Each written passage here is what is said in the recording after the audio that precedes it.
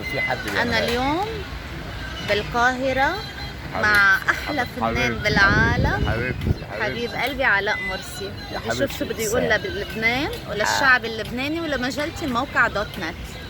اولا يا جماعه انا في قمه السعاده وقمه الشرف أولاً وقمه الانبساط. لا بنسجل صح. انا قابلت ابتسام على فترات متباعده. صح. فعلا هي بتوحشني. انسانه راقيه جدا، انسانه جميله جدا، انسانه حبوبه جدا، انسانه محبه للخير للناس كلها وبجد، وبتسعى للناس كلها تبقى سعيده ومبسوطين. انا بتشرف بصداقتها ومعرفتها، وبجد سعيد كمان ان انا يعني بتابع مجلتها، وحاسس انه هي بتعمل شيء مفيد جدا بيفكرني بطعم الاعلام والصحافه زمان، اللي فيها الصدق وفيها الحقيقه وفيها الحب وفيها الطاقه الايجابيه. فهي فعلا انا سعيد بصداقتها ومحبتها، واعلاميه عظيمه وجميله، وبجد بحبها جدا.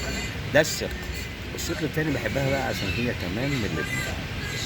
ولبنان بالنسبه لي هي الفرحه، هي العروسه اللي احنا كلنا بنحلم ان احنا نروح نقعد قصادها ومعاها وفيها، ونحس بالامان والحب بين اهلنا واخواتنا اللبنانيين اللي هم جزء مننا، وان احنا بنحس بان هم بيدونا طاقه ايجابيه جدا، مفيش حزن مفيش الم. عشان كده انا بقول ان شاء الله لبنان الحبيبه